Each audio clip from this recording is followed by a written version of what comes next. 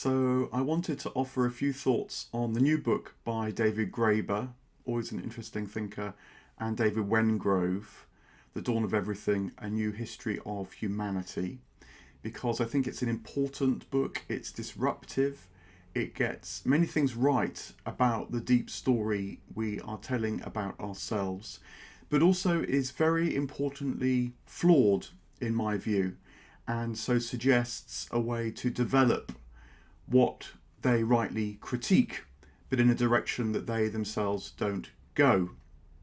So let me start by saying something about what it gets right. I think that it gets right that our deep story about ourselves does matter. The evolutionary account of the emergence of Homo sapiens. And in particular, they're right to critique the two dominant narratives, which can be attributed, as they do, to, on the one hand, Rousseau, and on the other hand, Hobbes.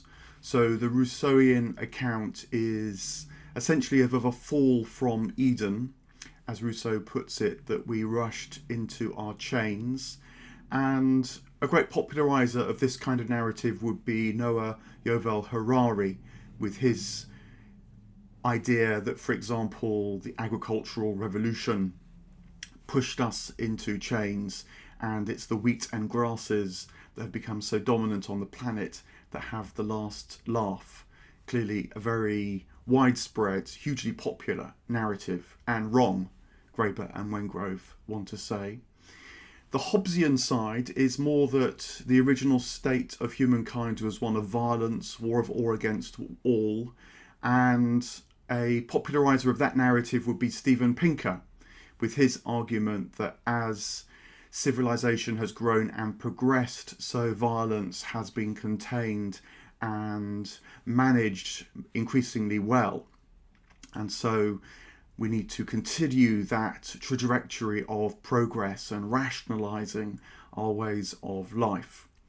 Now, Graeber and Wengrow note that, on the one hand, these are depressing accounts of humanity because they trap us in a sense that all we can manage to do is foster the better angels of our nature, keep the demons at bay by technocratic means, by a steady amelioration of that which would undo us. And that thwarts genuinely imaginative new possibilities, which many might say that we increasingly obviously need, since this technocratic rational approach to life on Earth, for all the benefits it's clearly brought, its shadow is now becoming increasingly apparent in the kind of consumerism that would consume the whole planet left unchecked, for example. But they also have another critique of it, which is that it's, well, not true, in fact, that the evidence about the emergence of Homo sapiens tells a very different story, and that the story of Rousseau and Hobbes, stroke Harari and Pinker, is one that emerged very recently, particularly in colonial times, when the West and Western Europe, as it conquered various lands, particularly Graeber and Wengrow focus on the discovery of the Americas, were challenged by the free societies very often that they found there, who cast European society in a bad light, and so had to tell a story that originally we were free, and that we're rediscovering those freedoms through modern progress. And so this story of Homo sapiens became very powerful, very widespread. But it's wrong.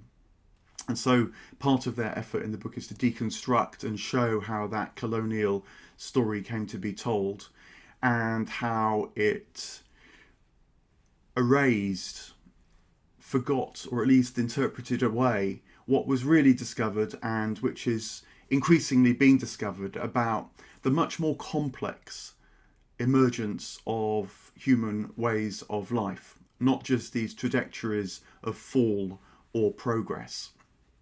And I think they're right about the evidence that has been emerging, particularly in the last 10 or 20 years, that disrupts and cuts across these very popular stories.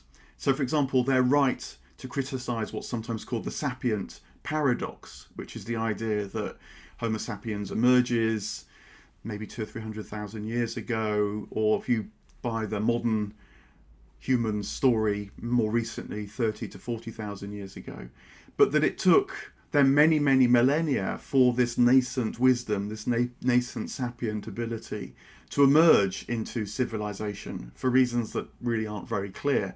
But then suddenly it kind of kicks off in the Neolithic with the agricultural revolution. There's clearly something not right about that, why it remained nascent for so very long. They criticise that.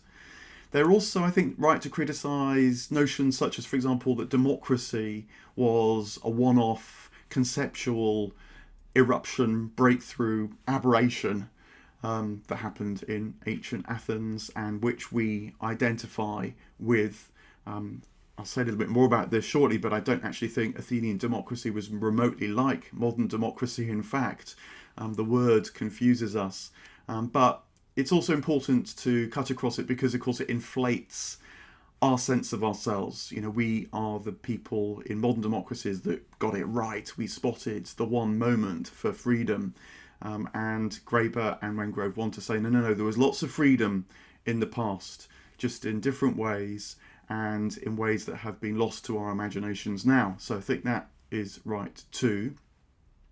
I think they were right also that peoples in the Neolithic, in the Paleolithic, lived in what they call unbounded, eternal, largely imaginary groups. So, for example, they focus a lot on North America and show how the different peoples in North America, even if they spoke different languages, they were able to range in very large part free ways across vast tracts of the Americas.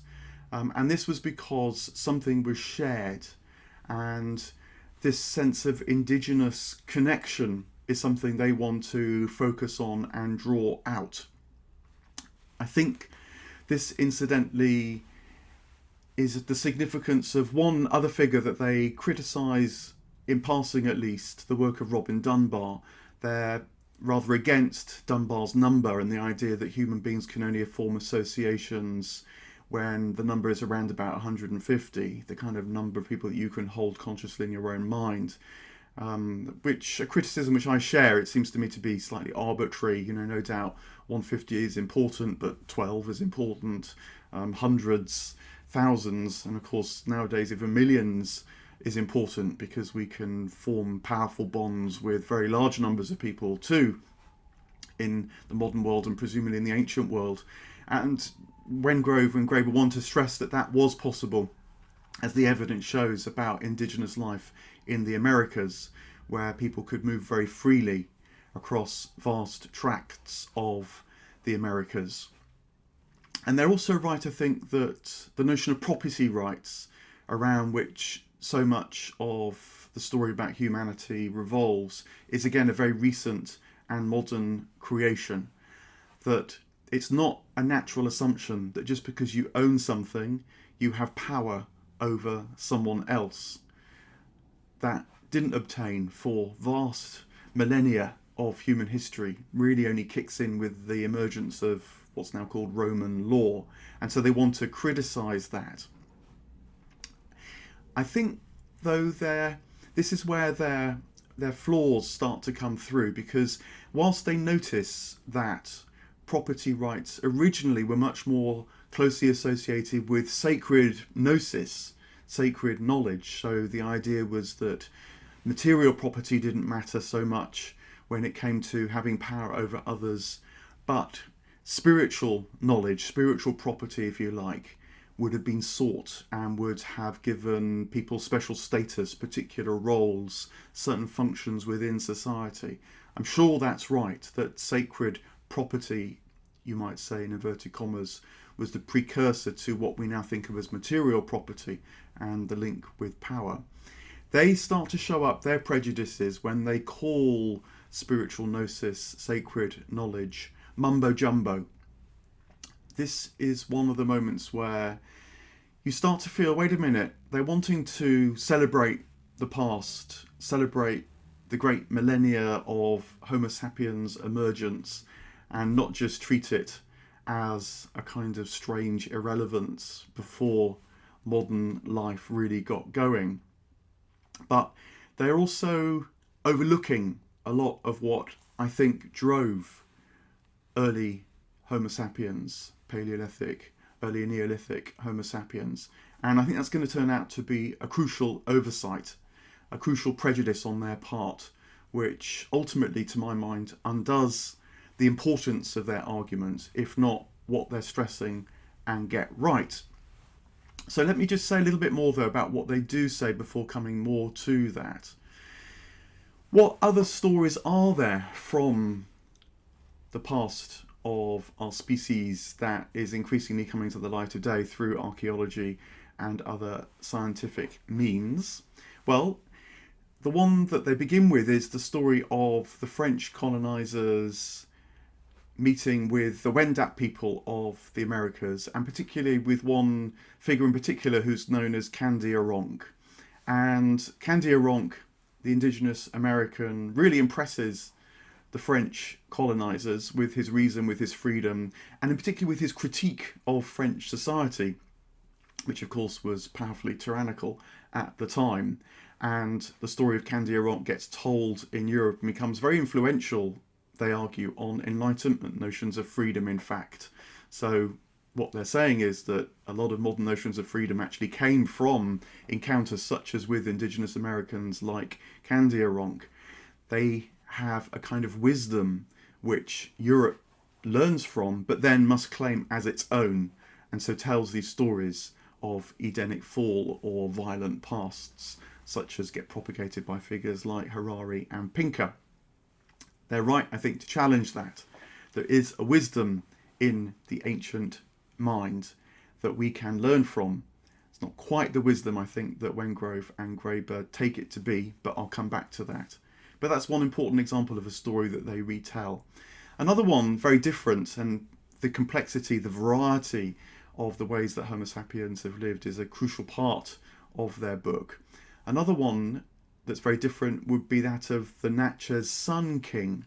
So this is a Southern American example in a tribe stroke clan where there was a king who had absolute power, so much so that he could arbitrarily will the death of anyone in his presence, and then conversely people wanted to die with the Natchez Sun King when he died. What's mistaken about their telling of this story, I think, is their interpretation of the meaning of this power, but I'll come back to that. For now, it stands as a very strikingly different example of how Homo sapiens have lived compared to the Wendats. A third one would be Minoan Crete. They move very broadly around the globe in the telling of their stories, which is part of the joy as well as the impressiveness of the book. And in Minoan Crete, they argue there was a matriarchal priestly society, which shows up to us now in the artwork, the paintings on walls, and for example how women are always depicted as larger figures than men, and whereas the men tend to get displayed performing functions like gathering crops, the women are shown as rulers performing sacred rites.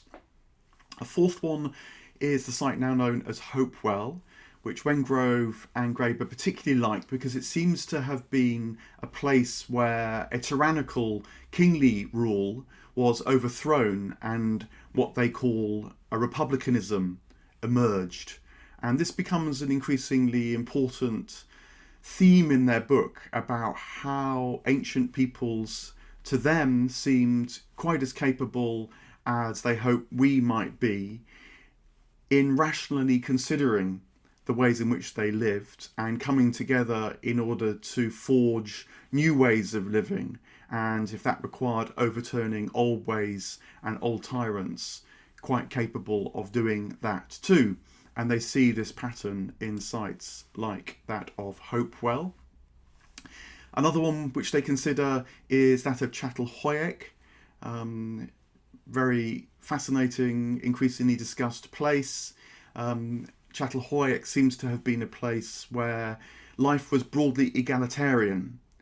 And again, Wengrow and Graeber are very interested in this idea of egalitarian pasts. They want to complexify it, but nonetheless, in Çatalhöyük, it seems that people lived in houses where there wasn't much material differentiation between different residences.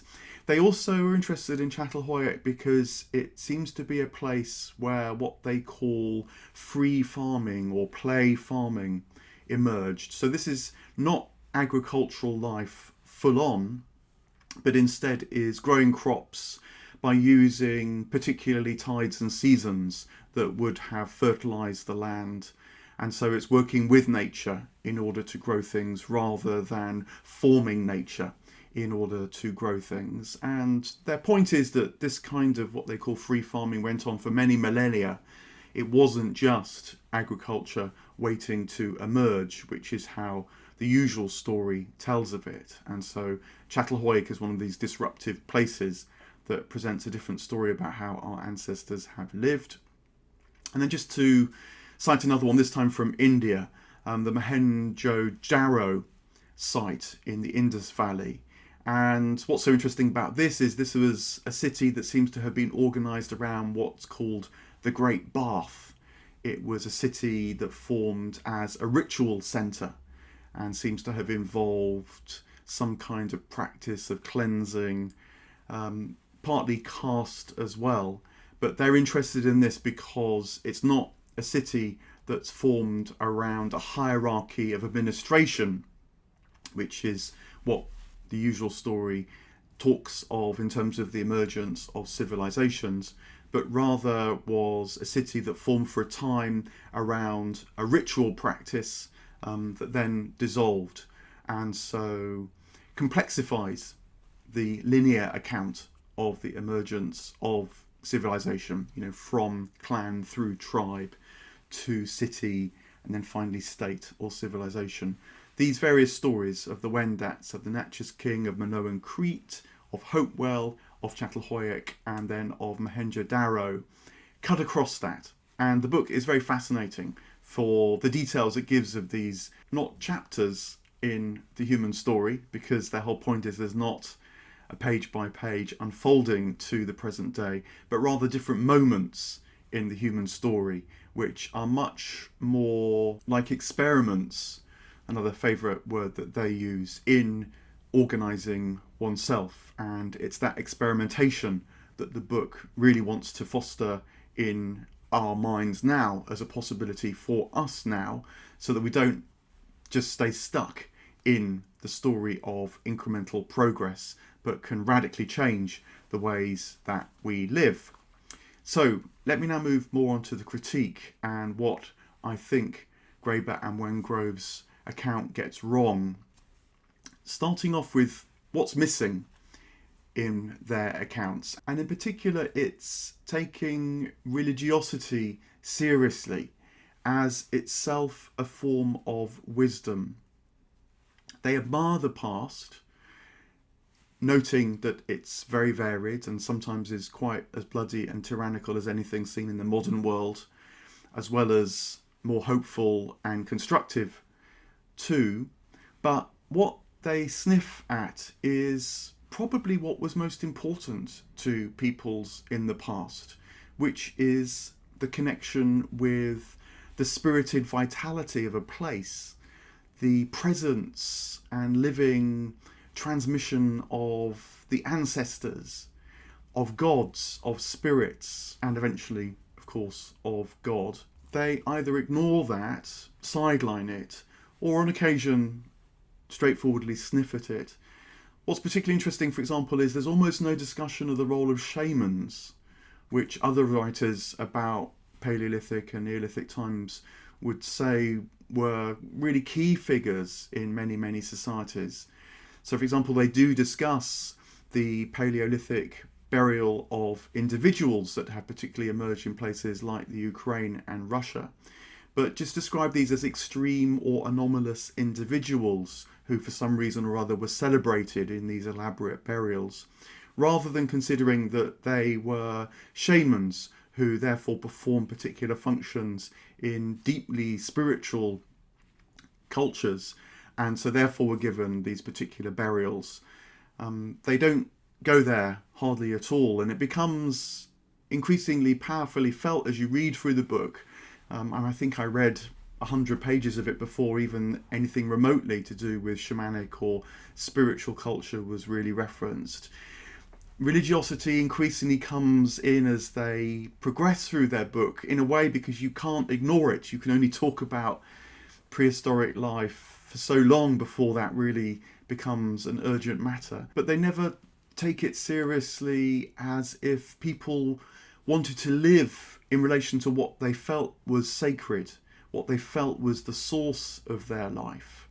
They have no sense of what might be called a spiritual commons, around which people lived, in relation to which people organised, sometimes to exploit, sometimes to nurture.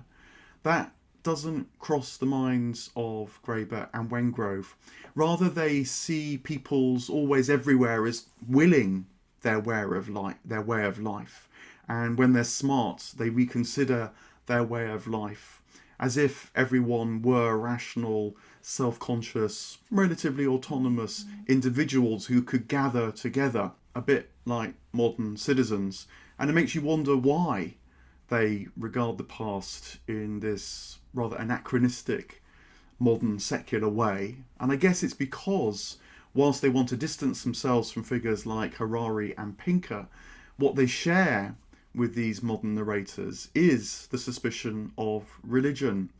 So you get the sense that they regard religiosity always as top-down, as hierarchical, as oppressive, the possession of an elite, rather than seeing how spiritual wisdom can be quite as emergent as anything else. It can be quite as shared. It can be quite as collective as any other part of human life. This comes up when they're describing Kadirank's encounter with the French colonists. They celebrate Kadirank's critique of money and how money in the French seems to be imprisoning people, whereas Kadirank says that amongst the Wendat there's no money and so his people are more free. Graeber and Wengrow note that, celebrate that for quite a few pages. What they don't seem to recognise is that, for example, Jesus's criticism of money, you can't serve God and mammon, would be almost the same. They work with the assumption that, in this case, anything to do with Christianity is almost bound to be oppressive and regressive, needing to be overturned. But this then extends into a much wider blindness about the spiritual commons in relation to which most humans for most of history seem to have lived. Another way this shows up is that they do historicise some of the abstract notions that they use, in particular equality, as well as also economy on occasion and property. As I mentioned, they realise that these are notions that have very modern and particular assumptions now that didn't obtain in the past. But they don't historicise other really important notions that they utilise a lot in their argument. So, for example, imagination is always taken to be, as we mean it now, a kind of free play of fantasy that we can realise through our own power, rather than as it originally meant. Even if you read back to figures like Plato, you don't even have to go that far back, certainly within literary records, it meant being inspired by the world around, being possessed even by a god, and so speaking in co-creation with divine forces round and about. That sense of reality being an open system would have been much more common in human history rather than a closed system, which Wengrow and Graeber imply. And so imagination is the attempt to find freedom within that closed system. Relatedly, they don't historicise the notion of will. They seem to assume it's more or less an operation of a relatively autonomous, rational, conscious individual, when the notion of free will is itself one that can be relatively easily shown to have emerged in the 1st century AD. And will before then, I think, meant much more about discerning how to align with the world around one again. It wasn't something that could be done by an individual in relative isolation from their wider context, but was seen as the shared reception of working with other forces, be they natural or supernatural, round and about. That's a much more widespread notion of human agency that they overlook. Similarly, and quite interestingly, given it's a book by David Graeber, they don't historicise the notion of wealth. They're very inclined to see wealth always in its abstract forms. And so, for example, will interpret shells and beads as form of currency or early money, rather than seeing wealth in its real forms. Wealth that is the felt connection with the world round and about, and the world round and about celebrated, enjoyed, valued for its own sake, as opposed to abstract wealth, which tends to remove itself from the real world and build its own systems of value and meaning, as money does. They don't historicise wealth as well, which is quite striking, given it's a book by David Graeber. They are inclined to think that human beings have a consistent psychic unity, you might say, a similar consciousness across times. The question is how that consciousness is used in terms of forming social groups and cities. They don't consider the question of whether consciousness itself has changed, and so the world may have been a very different place to prehistoric peoples. And so this is really quite a powerful critique. It's not just, to my mind, a mistake in terms of the evidence, but also matters because in a way what they're doing is remaking a new state of nature myth about us humans, but instead of the idea that our original state of nature was peaceful, Edenic and free, or conversely was violent, brutish and short, what they're saying is that the natural state of human beings is to be rational, considered and able to act as if collective groups of individuals, and that is somehow what we must return to and have lost so much in the modern world. It's, I guess, the anarchic philosophy, the philosophy of anarchism that Graeber is so well known for coming through, that there's a state of being which is quite naturally one without hierarchical, centralised, overpowerful governance. And so their story is about trying to tell a new state of nature myth, which I think that they would deny, and they know in one way is not right, because human history and prehistory is much more complex than that. But at the same time, there's a sort of pressure behind their words which pushes in that direction. You can make this even more strongly, this critique, because in a way what they're doing is recolonizing the past with secular reason. You know, they've accused the Pinkers and the Hararis of this world of recolonizing the past with modern notions, and in a way they're doing the same, but recolonizing it with a secular understanding of reason and the individual. It's full, you might say, of modern delusions even of freedom. So, for example, they talk about how we human beings need the freedom to move, to disobey, to reorganize. But I doubt whether peoples in the past would have thought about their freedoms in that way. Rather, they would have thought about their freedoms, well, not as acts of will, which is the modern notion. You know, the freedom to move is an act of will. The freedom to reorganize is an act of will. The freedom to disobey is an act of will. Rather, they would have seen their freedoms in relation to desire, the desire to know each other and to know the world round and about, to have this sacred gnosis, this spiritual knowledge flow and made manifest in their way of life. That's why ritual, that's why ceremony, that's why shamans, that's why the spiritual commons seems to be so present to these peoples. Now, I don't want to tell just a benign story about that. No doubt it would have been used for malign purposes as well, as indeed is found in indigenous peoples to this day.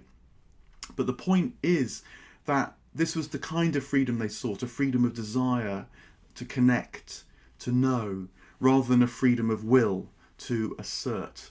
This is why freedom in its root is closely associated with the word friend, and also, as Graeber and Wengrow note, with the idea of return, reconnection. It's a freedom for something, to use Isaiah Berlin's famous note, rather than just a freedom from something. It's not arbitrary, it's goal-directed, in a life flooded with meaning, not one that must wrestle and struggle to create its own meaning, as would be the modern assumption.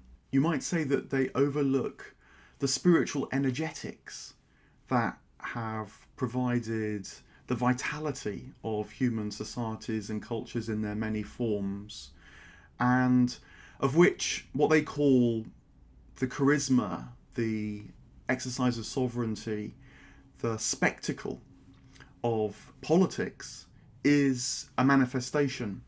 The charisma, the spectacle, the sovereignty exercised in politics is not an end in itself. Rather, it's a reflection of a deeper life that was felt to be possible to realise in a way of life. So relatedly, they don't like the idea of original participation, to use Owen Barfield's phrase. They do mention it in one of its forms, Claude Lévi-Strauss's observation that so-called primitive people have a wisdom, a sophistication, a nuance, an insight that is their own, and whilst it's very different from our wisdom, nuance and insight, it's to be respected and understood in its own terms, not just called primitive in the pejorative sense. Graeber and Wengrow do realise that, but they don't go anywhere with it. They don't take it seriously. And in particular, they actually actively dismiss the idea that there weren't individual personalities in the ancient world. They don't understand, I think, that people would have had a shared sense of identity, and so would have organised their individual lives around that collective aspiration. So, for example, they don't see that the Egyptian pyramids would have been built because the life of everyone was felt to be organised around the life of the pharaoh, and so it was liberative for the whole society as well as just the pharaoh to build the pyramid. Rather, they see it as a form of corvée, a kind of care labour that people gave, presumably to try and secure some benefit for themselves as individuals, but always has overtones of fear and threat and violence. This all really starts to come to a head in the book when it turns to the discussion of the formation of cities, always a crucial part of the story of the emergence of civilization and humankind in the forms that we know now. And I think what they fail to take fully seriously is the idea that cities were originally formed around ritual practices. They were liturgical sites, and that's why there's good evidence of cities that weren't formed around administrative functions and bureaucracy, which Wengrow and Graeber really like. But what they don't recognise is that ritual and liturgy is itself an organising principle that people participate in because they want to relate to that which the ritual and the liturgy reveals. Cities are not in their original forms exercises in urban planning. Rather, they're places that emerge because they mediate between the living and the dead, between the ancestors and the mortals living now, between heaven and earth, between gods and everyday ways of life. And what Wengrow and Graeber describe as factories producing the objects that survive in the archaeological record, the figurines and the offerings and so on. It's too anachronistic to call them factories. This was part of the activity of a religious way of life. And the anachronisms increase throughout the book, almost in conjunction with their resistance to telling the spiritual side of the story. They start talking about prehistoric human beings forming artists' collectives, engaging in theatre empire, organising citizen assemblies, playing at farming, at ritual, at king making. These are all words that don't really sit well and don't take seriously this effort and desire to participate in the wider life around them, which I think is a good candidate for what makes we human beings different. As I put it in another post, we're Homo spiritualis first. And this, I think, is where Robin Dunbar is actually right. Not so much around the notion of Dunbar's number, but what he also notes is that Homo sapiens were different from other species of homos like Neanderthals and Heidelbergensis because of the degrees of freedom of intentionality that became possible for us. We could have more sophisticated relationships with the world around and, importantly, hold those sophisticated relationships in our minds. And that capacity was what enabled the enormous diversity of cultural and social forms to become possible, not as arbitrary experiments delivering goods for the human communities themselves, but as exercises in living more and more fully with the world around, some of which went well, some of which did not. So this is really why, whilst the book is great for its disruption of the standard stories of human emergence, it, to my mind, ultimately fails because it tries to demythologize the past in retelling the story of the past, and in so doing cuts off the crucial part of reality that I think most of our ancestors for most of human history were alive to, which is the spiritual dimension, is the spiritual commons. They realized that their life was not their own. They had to relate to the natural world and what we now call the supernatural world as fully as possible, according to the conditions, the times, the places, the seasons, and so on. Hence the enormous variety in that. And this is what we need to recover now. We don't just need the freedom from the constraints of the standard story. We need the freedom for renewed activity and engagement with the world around us. We need cosmological myths again that are true to us, not just arbitrary acts of utility. We need ways to connect and forge ways of life that are connected to the whole of reality once more. Graeber and Wengrow's book is ultimately nihilistic, not in the sense it doesn't have hope, it clearly does, but that hope rests on human will, and human will is not enough to form a way of life because it is blind to the fuller life from which our life has come, both terrestrial and celestial. It's why, right at the end of the book, their argument becomes increasingly circular. They want to ask why these older freedoms that they so celebrate of movement, of disobedience, of reorganisation, why those freedoms have been lost. And they don't really know why. They just say, in effect, they were lost because they were lost. Whereas I think taking the spiritual commons seriously provides an answer with that. The freedoms have been lost because this whole part of reality has become lost. The vitality, source, origin of our life has become uncoupled to us. And it's as we recouple, re-know it, form ways of life that celebrate it again, we'll find actually freedom increasing once more, because it's a freedom of desire for what's good, beautiful and true, not just a freedom based on exercising the will. What we need now is not more choice in terms of how we organise ourselves, which Wengrow and Graeber argue for, without quite noticing that choice itself is a modern consumer notion, part of the problem, not part of the solution. Rather, what we need is more felt connection with the world around us, with the stories, with the rituals, with the festivals, with the desire and longing to reconnect again with the full richness of reality. We need a new consciousness that can align with this part of life once more.